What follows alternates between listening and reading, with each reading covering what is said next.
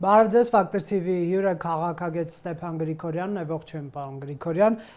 ազգային անվտանգության ծառայությանը հղումով փաստաթուղթ է հրապարակվել, գիտենք Civic-ի կայքում, ըստ որի կաթողիկոսի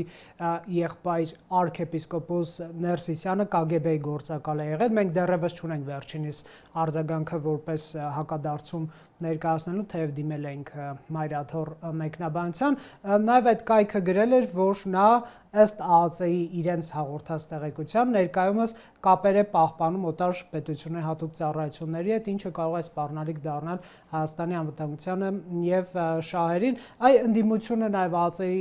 որոշ նախկին պաշտոնյաներ զարմանալի են համարում, որ ԶԼՄ-ի հարցմամբ է նման փաստաթուղթ գաղտնազերծվում։ Ինչ եք դուք մտածում այս պատմության վերաբերյալ։ Շնորհակալություն հրավերի համար, բարև ձեզ։ Նախ ուզում եմ ասել, որ հիշում եք շատ է խոսվել, նաև այդում ես եմ ասել իմ կարծիքը, որ պետք է անցկացվի լյուստրացիա։ Շատ լավ կլիներ, եթե այդ լյուստրացիան անցկացվեր հակա-կագբեական 90-ական թվերին, բեն ժամանակ չարեցինք, գոնե կարող էինք անենք հեղափոխությունից հետո։ Քանի որ երբ որ լյուստրացիա խոսում են, դա կոմունիզմի դեմ լյուստրացիա, KGB-ի դեմ լյուստրացիա, այլ տիպի լյուստրացիա, կարող է լինել այդ բարդ թեմա է, բայց լյուստրացիան օրինակ KGB-ի հետ կապված, ով համագործակցել է, ինչ է արել, ինչի արել, եթե դա արվել, այսօր այս ձևի մեծ աղմուկ չլինի։ Ինչի մասին է խոսքը, երբ ասում են բառը լյուստրացիա, շատերը չեն հասկանում ինչի մասին է խոսքը։ Երբ որ պետությունը օրենքի համաձայն անում է ուսումնասիրություն պաշտոնյաների միջև, պատգամավորների միջև, եկեղեցու վերնախավի միջև ուսումնասիրություն, ով այն ժամանակ սովետական միության ժամանակ KGB-ի գործակալ էր կամ համագործակցում էր ու պատրաստում է ցուցակը ու սպասում է։ Ոչ մի բան չի անում, ոչ ոք չեն ձերբակալում, չեն նեղացնում, ուղղակի սպասում է։ Ու եթե ցուցակից մի մարդ ուզենա դառնա ազգային ժողովի պատգամավոր, նախարար, ասենք նշանակվում է, կամ բարձր պաշտոն զբաղեցնում է մեր եկեղեցու մեջ, համոզված եմ, որ այդ լյուստրացիա օրենքի մեջ նաև կմցվեին բարձրագույն իերարխներ մեր եկեղեցու, քանի որ ազդեցությունը ունի լուրջ։ Այդ դեպքում այդ մարդը կընտրեր գնար բացահայտվելու ճանապարհով, թե ոչ։ Եթե ինքը ասեր ինձ համար մեկ է, ես գնում եմ, ընտրվում եմ պատգամավոր, իշխանությունը պարտավոր էր ԶԼՄ-ների միջոցով, իր հայտարարությունների միջոցով, կառավարությունը, ԱԱԾ-ն հրապարակային այդ մարդկանց ազգանունները, մյուսներին ձեռ չտալով, ովքեր չեն մտնում քաղաքական դաշտ, չեն ուզում կառավարության անդամ դառնալ։ Այդպես արեցին օրինակ Բալտյան երկրներում, Չեխիայում։ Չեմ ասում իդեալական աշխատեց, բայց ինչ որ մի հնարավորություն էր, ես կասեի այդպես, պաշտպանելու պետական համակարգը։ Փակում են այսպես ելք ու մուտքը պետական համակարգ եւ կառավարություն։ Այո, հիմա շարունակում են, դա շատ կարեւոր է։ Այդ դեպքում ոչ ոք չի շարքի, չի ասի։ Կառավարություն խի կոնկրետ եզրաս արքեպիսկոպոսի դեպքում դուք հրապարակեցիք։ Մենք ենթադրում ենք, որ ձեզ մոտ էլ կան ձեր շրջապատում, հրապարակեք բոլորին։ Հրապարակել բոլորին դա սխալ է, հրապարակել պետք է մենակ այն մարդկանց, ովքեր հավակնություն ունեն կառավարության մեջ մտնել, ազգային ժողովի մեջ։ Իսկ այս դեպքում, պարոն Գրիգորյան, տեսեք, կնեք եկեք հարցս մի քիչ ավելի ամբողջականացնենք, տեսեք, ոչ թե այսպես համակարգային լյուստրացիա է լինում կամ հրապարակվում է այն ժամանակ, երբ որ օրինակ քաղաքական ակտիվություն է դրսևորվում, այլ անհատական ընտրովի եւ այն դեպքում, երբ որ կա բարձրաստիճան հոգեվորականություն, աշխարհիկ իշխանություն, հակասություն, հա, կաթողիկոսի հեռացման գործընթաց կառավարության ղեկավարի այսպես ձեռամբ սկսված եւ 10 արքեպիսկոպոսը միացել, չէ՞ կարծում, որ այս համատեքստում, այս տարաձայնության համատեքստում նման գաղտնազերծումը, եթե այն իրական է, մի քիչ այլ այսպես պատժողական բնույթ կարող է ստանալ, ոչ թե ինչ որ մաքրելու կամ, չգիտեմ, ապակինելու եւ այլ ավելի շատ պատժողական։ Ինչ կարող եք ասել ընդհանրապես։ Ну, դա կոչվում է սելեկտիվ։ Այո։ Սելեկտիվ լուստրացիա,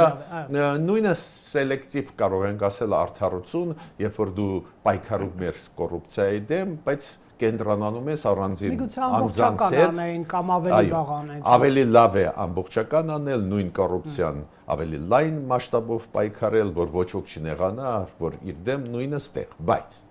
գիտեք, ունենք այն ինչ ունենք։ Ի վերջո այդ ինչ մենք հիմա ունենք, չէ՞։ Այս պայմաններում այնուամենայնիվ ես հասկանում եմ ինչու հրապարակում է կառավարությունը։ Քանի որ այն բանավեճը կամ հակամարտություն չեմ կարող ասել, հակադրություն, որը կա վարչապետ Նիկոլ Փաշինյան, Գարեգին II կաթողիկոս, այդ կոնտեքստում ծանր պայքար է գնում, այդ պայքարում միանշանակ կա բաղադրիչ կապված նրա հետ, որ կոպիտ ասած կառավարությունը ուզում է կտրել մեր վերնախավը եկեղեցական Ռուսաստանից, այդ կոնտեքստում ես հասկանում եմ ինչու կառավարությունը անում է, քանի որ ինչքան հասկանում եմ Եզրասի եպիսկոպոսը բավական ակտիվ է գործում Ռուսաստանում, ինչ որ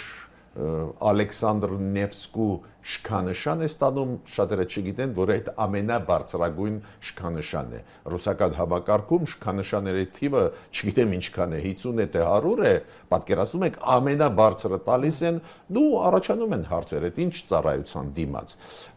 Ուրեմն հաշվի առնելով ստեղ կոնկրետ այդ գործը, հասկանում եմ ինչի կառավարությունը դա արեց, քանի որ սրվում են հարաբերությունները, կառավարությունը ոչ միայն ուզում է ես կասեի այդպես վերահսկողության տակ վերցնել եկեղեցին, դրա համար քննադատվում է, նաև ուզում է կտրել կառավարությունը, ուզում է կտրել մեր եկեղեցին Ռուսաստանի ազդեցությունից, ինձ համար այդ բաղադրիչը շատ կարևոր է, դա է պատճառը, որ իմ կարծիքով դա հրապարակվեց։ Իսկ այս փաստաթուղթը արժանահավատ է ձեր կարծիքով, որովհետև ընդդիմադիր տարբեր ուժեր կասկածի տակ են դրում դրա արժանավատություն, ասելով այն հայերենով է գրված կամ այսպես նախնական ֆորմային ձևաթղթի չի համապատասխանում, ես լավագույն կագեբեագետը չեմ, որ հիմա բոլոր կրիտերիաները թվարկեմ, մի խոսքով որոշակի այսպես ընդդիմադիր տարբեր գործիչներ կասկածի տակ են դնում սրա արժանահավատություն։ Ну, ես կարծում եմ, որ այդ ձեր հարցերին պետք է պատասխանի Եզրասի arczepiskopos-ը, եթե ինքը հանդես գա ու ասի, որ դա սուտ է, դա կեղծիք է, ես դատի կտամ եւ այլ, ես կհասկանամ, բայց քանի որ ինքը լռում է, կարծես թե դա ավելի մոտ է նրան, որ համապատասխանում է իրականությանը։ Այսինքն թող հերքի, եթե ինքը շատ կարևոր է, եթե դա իրոք զրպարտություն է կամ փորձ է արվում մանիպուլացնել հասարակության կարծիքը, ճշմարտությունը ինքը գիտի, թող ինքը ասի ու դրանով շատ բան կլուծվի։ Տեսեք, Նիկոլ Փաշինյանը եւ իր թիմակիցները շատ հաճախ ուղիղ չեն ասում պարոն Գրիգորյան, որ ծառայում են այսինչ անձինք Ռուսաստանի FSB-ին կամ հատուկ այլ ծառայություններին, բայց այսպես կուլիսային նաև որոշակի բացատրություններ են հնչում, որ չեն ուզում Ռուսաստանի հետ հարաբերություններ վատացնել, բայց մյուս կողմից էլ այսպիսի հակադարձում են հնչում, որ եթե Ռուսաստանը, ասենք Հայաստանի դեմ հիբրիդային պատերազմ է վարում կամ գործակալական ցանց է ստեղծել, դա արդեն իսկ նշանակում է, որ այդ երկիրը քո հետ իր հարաբերությունները վատացրել է, այսինքն դու ասես, չասես, արդեն սրված են այդ հարաբերությունները, ինչպես եք մեկնաբանում Հայաստանի կառավարության դիրքորոշումը։ Ну, գիտեք, ոչ միայն այս հարցով, այլ հարցերով էլ վերցնենք քաղաքական հարցեր, ԱՊՀ-ի հետ կապված, անդամ լինելու չլինելու, զգուշավորություն ցուցաբերում է կառավարությունը։ Ես օրինակ կողմնակից եմ, օրինակ եմ ասում, հապկի դեպքում դուրս գալու Բայց կառավարությունը ինչ որ բացատրություն է տալիս, որ սարեցրեցինք հերիքա ու ինչ որ չափով հասկանում են, որ ուժեղ հարվածի տակ չընկնեն։ Ուկրաինայի օրինակը ցույց է տալիս, որ այո, Ուկրաինայի ժողովուրդը ճիշտ է անում պայքարումը, Ուկրաինան ճիշտ է անում, որ գնում է դեպի սուվերենություն, անկախություն, բայց տեսակ այդ քայլերը բերեցին նրան, որ մեծ ծավալուն ագրեսիա իրանց դեմ։ Հիմա մեր կառավարությունը ասում է, այո, մենք հասկանում ենք այդ, ես թարգմանում եմ իմ լեզվով ներկայացնում եմ կառավարության կարծիքը։ Մենք տեսնում ենք այդ վտանգները, տեսնում ենք, որ Ռուսաստանը ամեն ինչ անում է, որ մենաշնորհները մնան իրանց ձեռքում, ազդեցնում, բայց մենք ուզում ենք ավելի անկախ լինել, ավելի դիվերսիֆիկացնում ենք մեր համագործակցություն տարբեր ոլորտում, բայց անում ենք զգուշավոր։ Ու այդ զգուշավորության թեզը դեմ շատ դժվար է դուրս գալ։ Կտրուկ քայլեր նույն հապկում կառավարությունը համարում է կարող են բերեն ծանր հետևանքների։ Իմ կարծիքը դուք գիտեք, ես համարում եմ հապկից իրոք պետք է դուրս գանք։ ԵԱՏՄ-ի հարցը մի քիչ այլ է, քանի որ շոշափում է շատ ու շատ մեծ թվով մեր բիզնեսի խաղացողների բիզնեսում գտնվող մարդկանց շահերը, կոնկրետ մարդկանց, հասարակ եւ այլ առևտրի ոլորտ։ Դա է պատճառը, որ ստեղ զգուշավորությունը ես համարում եմ ճիշտ է, ուզած-չուզած պետք է այդ նիստերին գնաս, բայց հապկի դեպքում ես համարում պետք է դուրս գալ, բայց կառավարությունը նույնիսկ այդ հարցում զգուշավոր է։ Ուրեմն տրամաբանությունը կառավարության ես պետք է ձեզ ասեմ նաև որ շատ չնյարդացնենք, բայց ցանկացած դեպքում ես համաձայն եմ, Ռուսաստանը գոնե գիտի, որ մեր ԱԾ-ն արեց այդ հայտարարությունը, չէ՞, հրապարակեց ով, ԱԾ-ն չի թաքցնում, որ հրապարակեց իր տեղեկությունները տվեց Եզրաս եպիսկոպոսի մասին, չէ՞, պարզ է, չէ՞, Ռուսաստանի ՖՍԲ-ին դա դուր չի գալիս։ Սա իրենց դեմ կընկալեն, կարծում եք, միանշանակ իրենց դեմ է, գիտեք ինչով։ Նրանով, որ մեր մենթալիտետի մեջ, մեր ընկալման մեջ վատ է, որ մարդը եղել է, ասենք ԿԳԲ-ի հետ առնչություն ունեցել է, կամ լրտես է եղել, կամ չգիտեմ ով է եղել, նշանակություն չունի որ մարդը։ Մեզ մոտ դա ընկալվում է բացասական, պարզա ՖՍԲ-ն դա ցավոտ է ընդունում։ ՖՍԲ-ի համար այսօր էլ Դերժինսկին դա աստվածի մակարդակի դեմք է, չէ՞։ Մեր հասարակության մեջ, մեր քաղաքական էլիտայի մեջ, մեծամասնությամբ, մեր հասարակության մեջ դա բացասական է, ասենք գործարքի մեջ լինել այն ժամանակ ԿԳԲ-ի կամ այսօրվա ՖՍԲ-ի հետ։ Հիմա, բայց նորից կրկնում եմ, ստեղ էլ պետք է տարանջատել, գիտեք, մի հարց, ԿԳԲ-ի հետ առնչություն ու այսօրվա ՖՍԲ-ի հետ առնչություն, ասենք կան մարդիկ այսօր Հայաստանում պաշտոնյաները, որոնք ՖՍԲ-ի հետ այսօր առնչություն ունեն, դա իրոք վտանգ է հայ ժողովրդի համար։ Ուրեմն թեման, որ դուրս եկավ ջրի երես, միայն կարելի է ողջունել, բայց այն, որ մենք կապում են կոնկրետ քաղաքական process-ի հետ, կոնկրետ անձերի հետ, իմ կարծիքով թույլատնում է այդ կարևոր քայլերը արված կառավարության կողմից։ Շատ լավ, ու նաև հայտնի է դարձել, որ Եվրամիությունը աջակցելու է Հայաստանի Հանրապետությանը հիբրիդային սպառնալիքներին, ապատեղեկատվությանը հակազդելու, պայքարելու։ Տեսեք, ընդդիմության մի մաս կարծում է, որ իշխանությունը այսպես հիբրիդային պատերազմի դեմ պայքարի քողի տակ իրենց է ճնշելու, հաճախ բերվում է նաև Մոլդովայի փորձը, այնտեղ պարոն Գրիգորյան Ռուսաստանից ֆինանսական աջակցություն ստացած կուսակցություններ, այսպես ընտրապայքարից դուրս են դրվել, ապօրինի ֆինանսավորման ընտրակաշառքի մեջ են մեղադրվում Մոլդովայի սիրտը, մեծ Մոլդովա կուսակցություններ եւ այլն։ Մի քանի էլի այսպես քեյսեր կան, հա։ Ինչ սպասել Հայաստանում եւ ընդհանրապես ինչի մասին է Եվրամիության այս պատրաստակամությունը։ Արդյոք ներքին գործերին միջամտելու համատեքստ կա այստեղ, թե ոչ։ Գիտեք, շատ հետաքրքիր է, երբ որ Ռուսաստանը հայտարարություններ է անում Հայաստանի մասին, ու այդ հայտարարությունները ուղղակի խոցում են մեր սուվերենությունը։ Վերջի հայտարարությունը բարձր պաշտոնյայի արտգործնախարարության հիմա ազգանունը ինչքան հիշում են Կալուգին է։ Այդ բարձր պաշտոնյա վարչության պետ, այդ Ռուսաստանի արտգործնախարարությունն է, հայտարարություն արեց, որ երկաթգիծը այդ մերն է։ Դուք ով եք։ Նաև այդ թվում մեղրի երկաթգիծը չեղած, դա էլ է մերը։ Այդպես էլ ասեց, շատ հստակ։ Այնտեղ դուք չեք կարող ասել, դե գիտեք ինչա, պարոն Գրիգորյան, տարբեր ձևերով կարող ենք հասկանալ, Երկրորդը ինքը ասեց, այդ երկաթգիծը,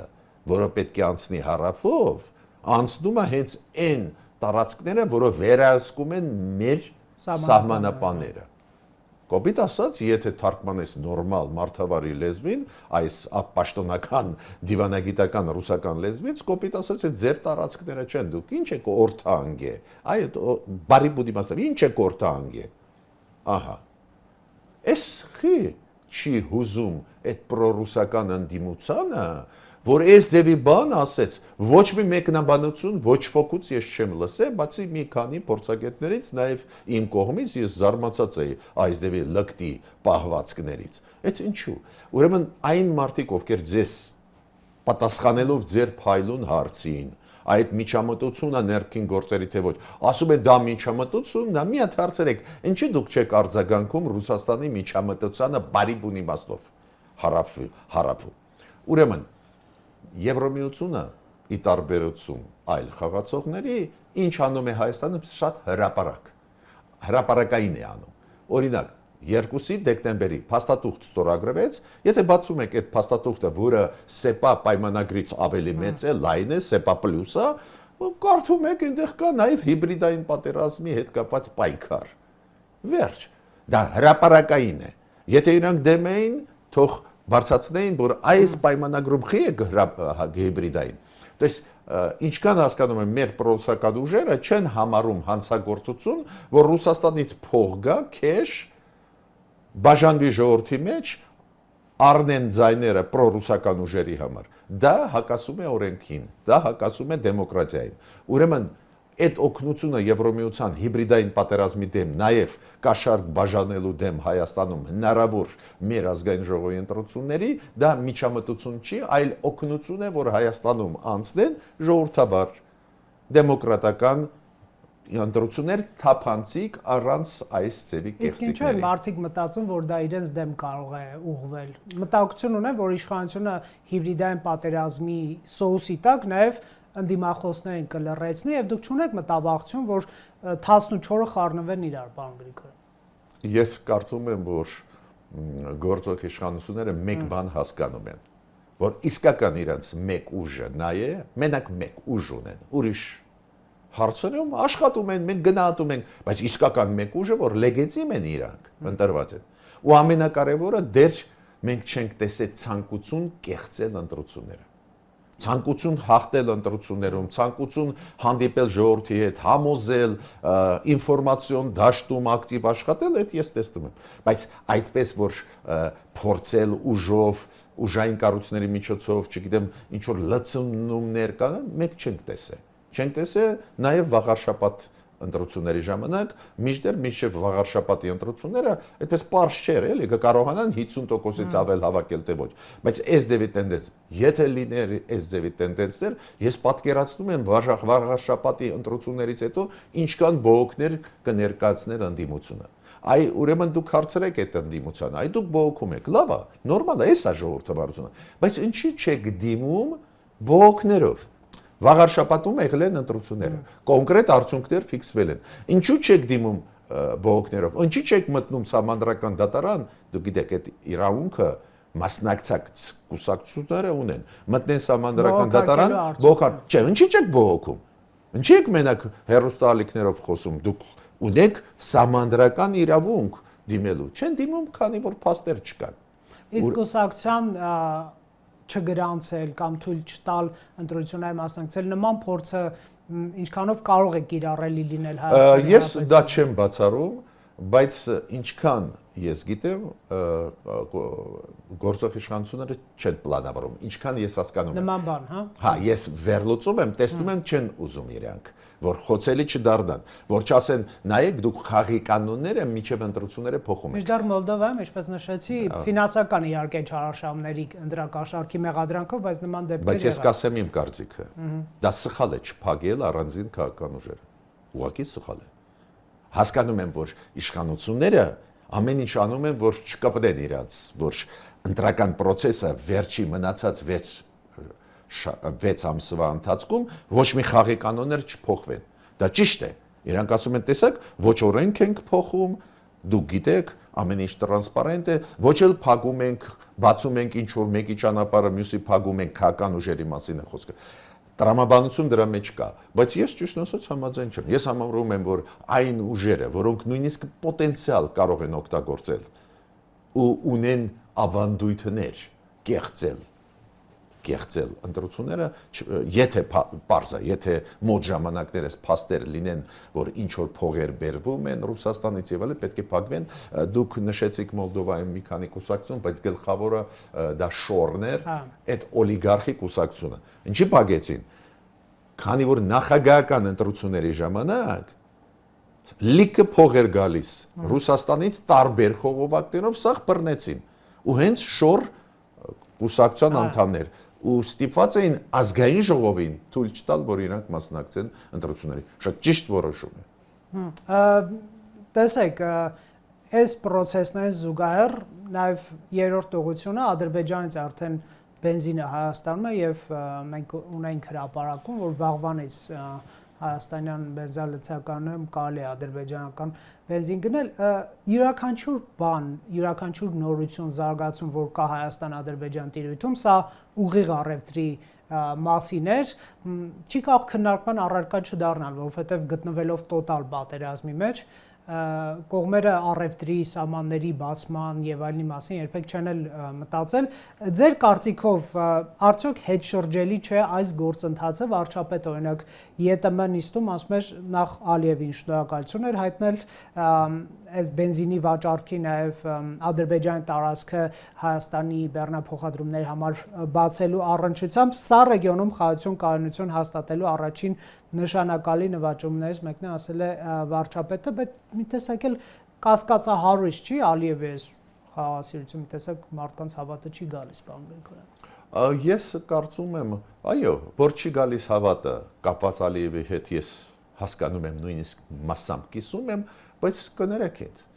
Ալիևին ձեռնտու է այդ process-ը։ Եթե ձեռնտու չլիներ, չէր աշխատում։ Ինչով է ձեռնտու։ Գիտեք, ստեղ այդքան էլ բիզնես հարցը չի, ինչքան Ալիևը հասկանում է, որ աշխարհը փոփոխական է։ Ամեն օր ամեն ինչ փոխվում է։ Ամեն օր։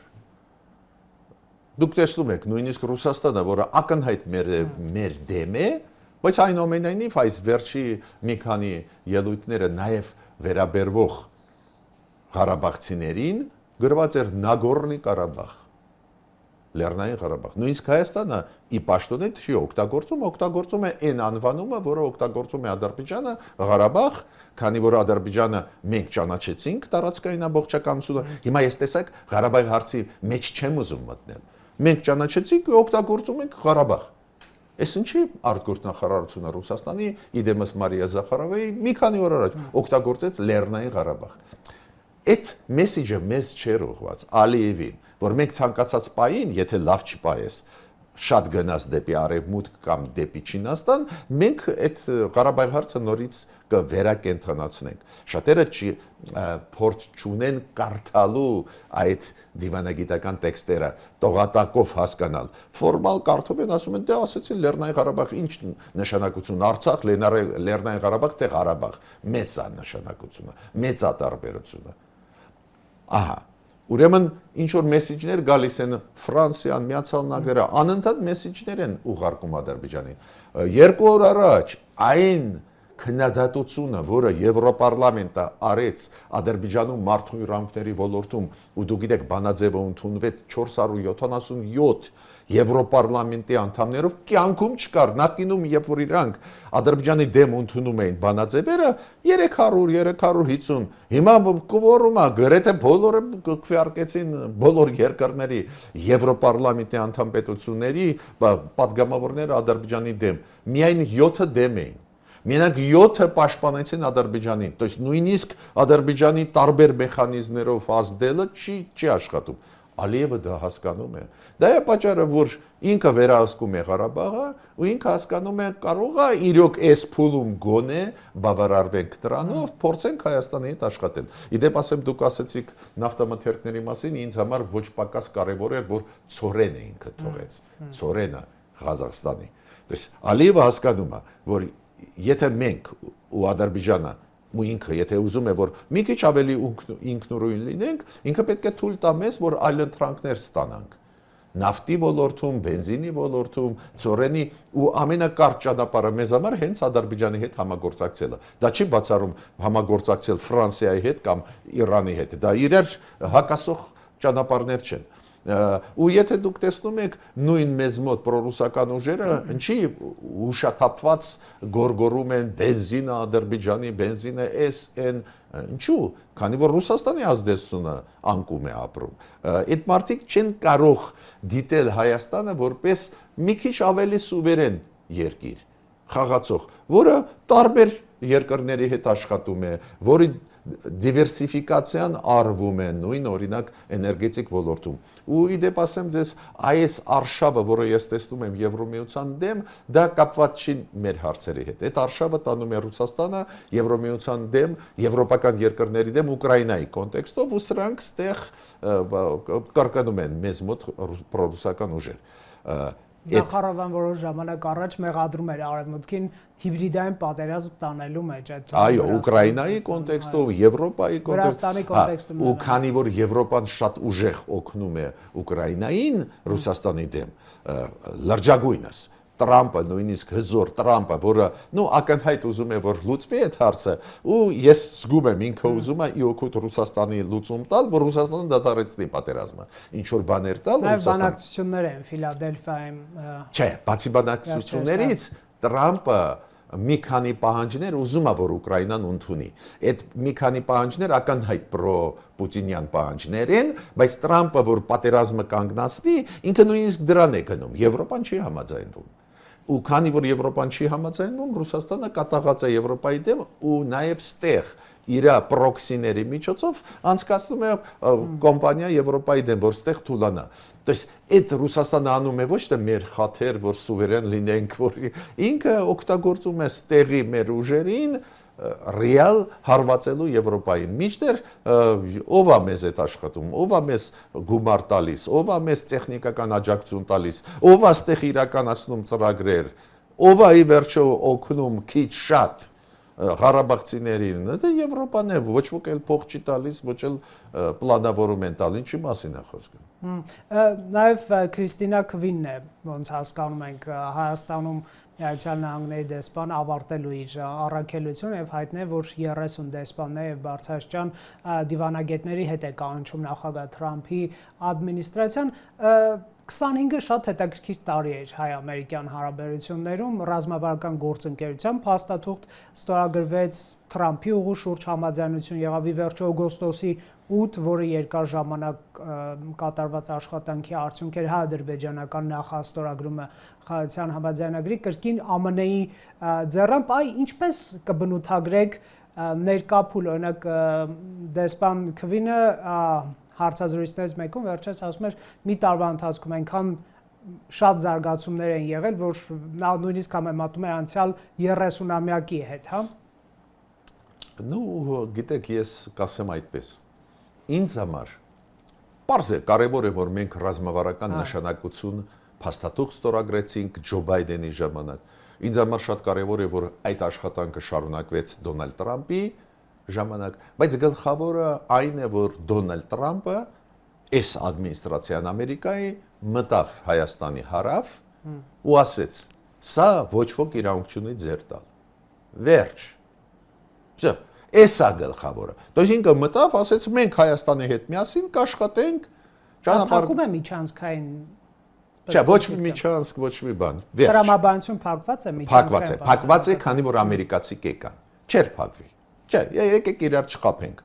Մենք այդքան թույլ ենք, որ չէր փակվի։ Չեմ ասում անպայման կմտնեին զորքերով բան, բայց չէր փակվի, անընդհատ Ադրբեջանը հույսեր կփայփարեր, որ իրոք միջանցք կտանք։ Անպայման Ռուսաստանը հույսեր կփայփայեր, որ այդ ճանապարհով կկանգնեն իրենց սահմանապահները, բայց երբ որ իր ոտով մտավ Տրամփը կներեք էլի ոչ ոք չի համարցակվի դա վիճարկել այդ այսօրվա իրավիճակը ու ամերիկացիները ունեն շահեր տեսան իրենց շահը կենտրոնական Ասիա, Ադրբեջան, Հայաստան, Թուրքիա, Եվրոպա տեսան իրենց շահը, էսա ու Տրամփը լուծեց դա օգոստոսի 8-ին։ Հիմա ուրիշ բան է։ Մենք պետք է այդպես ակտիվ աշխատենք, որ այդ դրականը աշխատի։ Գիտեք, Ադրբեջանը իր քայլերը անում է։ Փակեցին Մինսկի խումբը, ՀԱԿ-ի։ Սա կարելի է վիճել ճիշտ էլ ճիշտ չէր աշխատում Մինսկի խումբը, բայց ինքը փակել տվեց։ Բոլորս գիտենք, էլ չէր աշխատում։ Չէ, ինքը դե յուրե փակել տվեց, Հայաստանը համաձայնվեց, քանի որ նախաստորագրեց Ադրբեջանը խաղաղության պայմանագիրը, բայց միտքս ինչու՞մ է։ Տեսակ աշխատում են մարդիկ։ Հիմա շատ լավ է, որ մերոնք են աշխատում են, այդ միանշանակ է, այդ կամ ինֆորմացիա ես ունեմ, բայց ինչքան շուտ, այդքան լավ։ Հիմա դու գիտեք, մյուս տարվա հունվարից, թեպետարվարից սպասում են, որ այդ ընկերությունը ի վերջո կգրանցվի հայ-ամերիկյան ու կսկսվի կոնկրետ աշխատանք։ Այդ ընկերությունը այդ աշխատանքը չի կատարի։ Ընկերությունը կսկսի անցկացնել տենդերներ, որ գան աշխատեն ու այդ տարբեր ընկերություններ, տարբեր հարցեր։ Ինչ եմ ուզում ասել, փայլուն պայմանագրեր, բայց պետք է աշխատացնես։ Նույնիսկ երբ որ ես այսօր հիմա ձեզ ասում եմ, միանշանակ փակվեց վտանգը, որ կորիդոր կդառնա, նույնիսկ դա ես վերապահում եմ ասում, եթե մենք աշխատենք։ Ես տեսնում եմ, որ աշխատում ենք, դա է պատճառը, որ ել ավելի կատաղի պայքար է գնում Ռուսաստանի կողմից Հայաստանի դեմ։ Շնորհակալ եմ զրույցի համար։ Factor TV-ում հյուրընկալել ենք Ստեփան Գրիգորյանին։